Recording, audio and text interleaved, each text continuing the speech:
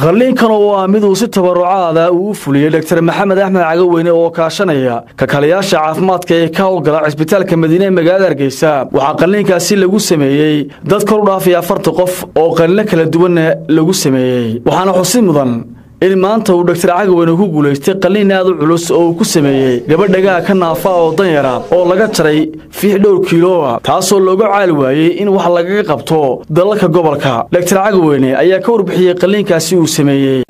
waxaan maanta halkan aan isku kiyaarnay bariyahan waxaan wadnay ogeydeenba qalliimadii bilaashka ahaa dadweynaha danyarta wuxuu ku qabanaynay Madiina Hospital maalin hore waa ka ballan qaaday inuu dad bilaash shaqalayo dadkiisa diiwaan geli waxaan noqdeen 40 qof awriiso baa imka la 10 noo hadhay dadkii bilaashka ahaa tabarucan ugu talagalay qalliimada ku sameeyay qalliimadii maanta waa idinka arkaya qaar mid banale waa amal lagu najaxay gabadhaas oo aanu ka qalay fiixda aragsan intaas oo kiilooya iyo kuwa la midka ah marka waxaan leeyahay dadweynaha Somaliland Cisbitaalka Madiina wuxuu sanad walba bisha August uu sameyn doonaa tabaruc horena uu sameeyay bil kasta oo August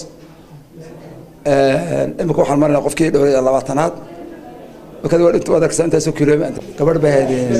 dadid waa gabadh la shaqeysto jirway gabadh aan wada gursan weeyay waa gabadh dayar oo tabartay waxba aysan tabaruc lagu qalay weeyay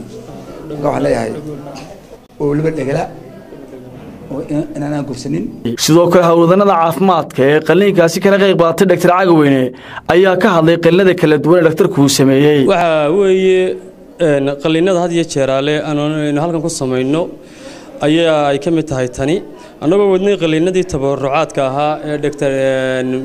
Cagaweyne uu sameeyay annaguna aan ku qoranahay qaybta suuxdinta ee cisbitaalka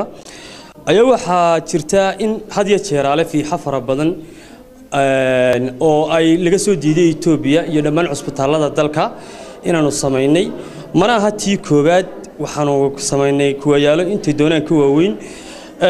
kuwaasoo Ilaahay lagu guuleeyo had iyo jeeraale qaar ka mid ah ehelada haweenada qalliinka culus lagu sameeyay danyarta ayaa waxay ka hadleen xaaladeeda caafimaad ee gabadhaasi ma sha Allah Ilaahay ba mahadle marka labaad doctorka ayaan mahad celinayaa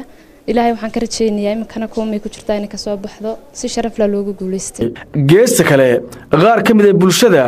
lagu sameeyay qalliinada ayaa waxay ka hadleen dareenkooda waxaanay u mahadnaqeen Dr. Maxamed Axmed Cagaweyne iyo hawlwadanada kale kala qayb qaatay qalliinkaasi maanta lagu sameeyay bulshadaasi in dhakhtarkayga Cisbitaalka Madiina siibahan doctorkayga Cagaweyne لكن عفاتك كور الحمد لله رب العالمين حلو كوسمي قليل بلاشه واحد عقلك عم قاعد ما كان كسر وفي عني الحمد لله.